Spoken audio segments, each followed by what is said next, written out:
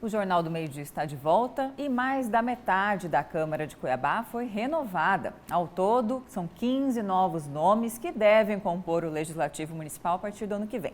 E um destes nomes é do advogado Daniel Monteiro, do Partido Republicanos. E é com ele que nós vamos conversar hoje aqui no Jornal do Meio-Dia. Boa tarde, vereador, seja bem-vindo e parabéns pela eleição. Boa tarde, Camila, e boa tarde a todos os telespectadores aqui da TV Vila Real. Daniel, nós acompanhamos ao longo dessa edição do Jornal do Meio-Dia novos desdobramentos sobre as denúncias do prefeito eleito, Abílio Brunini, em relação ao suposto envolvimento de vereadores, seus colegas de parlamento, alguns reeleitos, já veteranos, outros novatos, a gente não sabe quem seriam estes nomes, que seriam ali, teriam sido financiados, teriam um envolvimento com facções criminosas. Qual a sua postura, qual a sua opinião sobre essa atual situação? Ainda não sabemos, de fato, o teor desse relatório. Ao mesmo tempo, é um assunto sensível que a sociedade precisa saber. Mas, enquanto parlamentar, de que forma você enxerga toda essa movimentação que fragiliza a Casa de Leis, né? Bom, eu falarei de forma muito devagar e muito pontual para não ser mal interpretado, porque nós estamos diante de uma esquizofrenia institucional. É evidente que toda e qualquer suspeita de envolvimento de facção criminosa, eu vou falar olhando aqui para o telespectador, junto ao parlamento mato-grossense, cuiabano especificamente, deve ser devidamente apurada. Só que uma investigação correta deve ser serena e deve ser rigorosa. Antes de ir à polícia, as pessoas que estão denunciando, sem particularizar necessariamente o prefeito, outros vereadores também o fizeram, portanto, eles foram até a imprensa, de forma espalhafatosa, a meu ver, de forma leviana. Isso faz com que, em última instância, como exercício de raciocínio, Camila, imaginemos que de fato há esse envolvimento de facções criminosas com determinados vereadores da Câmara Municipal de Cuiabá.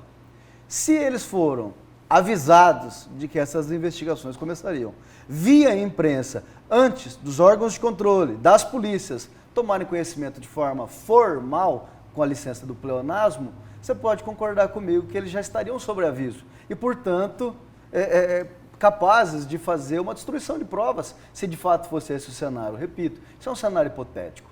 Quando eu falo que a investigação deve ser serena, deve ser rigorosa, nós precisamos investigar, se encontrarmos indícios e não provas, porque existe uma diferença do ponto de vista de Código de Processo Penal, encaminhemos esses indícios para os órgãos de controle, para que faça uma apuração correta, para que você que está em casa não misture as coisas, possa separar o joio do trigo. Uma coisa é 1, 2, 3, sei lá quantos vereadores, porque cada um deles fala um número, que está ou estaria envolvido com uma facção criminosa. Outra coisa é a Câmara Municipal de Cuiabá.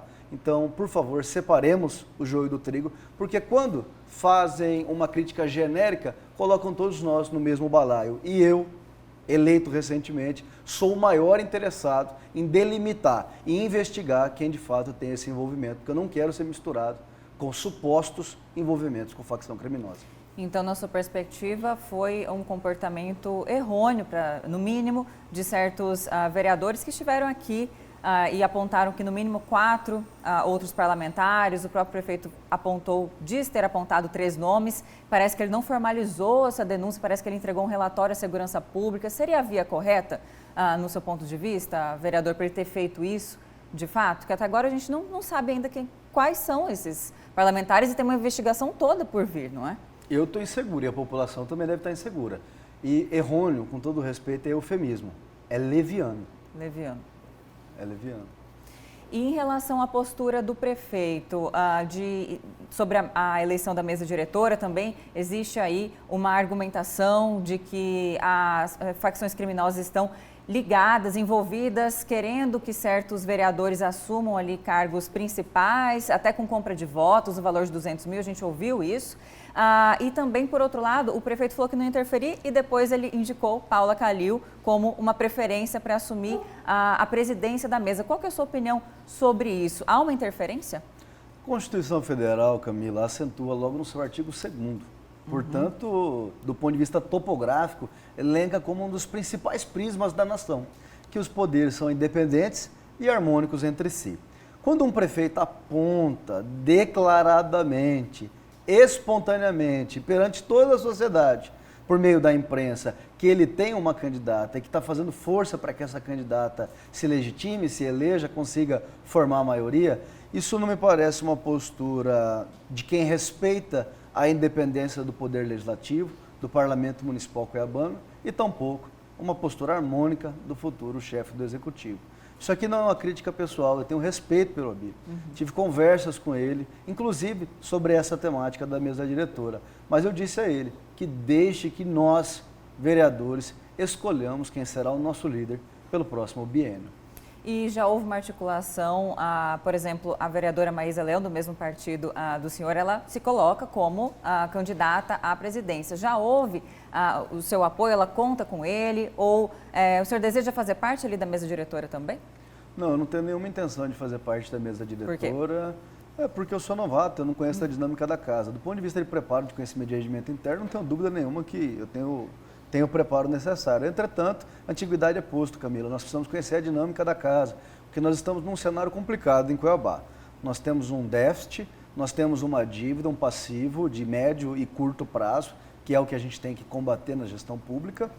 E nós precisamos que a casa seja ativa, altiva, autônoma e independente, para que o prefeito tenha, ao mesmo tempo, governabilidade, que o prefeito Abílio precisará para conseguir colocar Cuiabá novamente no trilho do desenvolvimento, da responsabilidade fiscal e da responsabilidade social. Entretanto, eu coloco uma adversativa de propósito, com a independência necessária para o bom controle da Câmara Municipal de Cuiabá.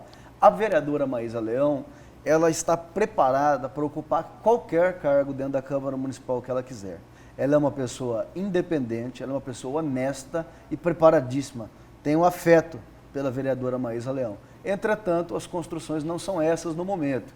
Se ela vir conversar com o nosso grupo novamente, se ela retomar esse grupo, a conversa com esse grupo que é composto por mim, pelo vereador Demilson Nogueira, pelo vereador Dilemar Alencar, Eduardo Magalhães e Joelson, nós com certeza dialogaremos sobre essa possibilidade com muita esperança, porque, repito, ela está muito preparada e também porque nós não conciliaremos com essa chapa imposta verticalmente pelo chefe do Executivo e tampouco com a outra chapa que se viabiliza no momento.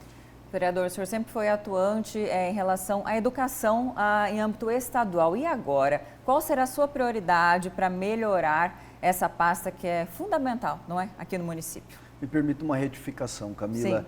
Eu, enquanto gestor na Secretaria de Estado de Educação, sim, gestor. Perfeito. Fui gestor de um programa que nós criamos, inclusive eu já estava na Secretaria, quando eu fui até Sobral, no Ceará, entender qual foi a estruturação que levou o semiárido mais pobre, mais populoso do mundo, a entregar a melhor educação de base para o filho do trabalhador.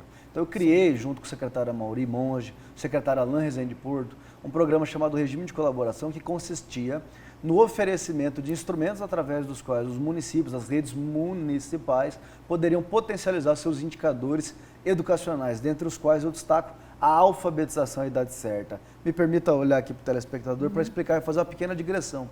Por que eu sempre falo da alfabetização à idade certa como ponto central da educação pública de Cuiabá e de todo o estado de Mato Grosso?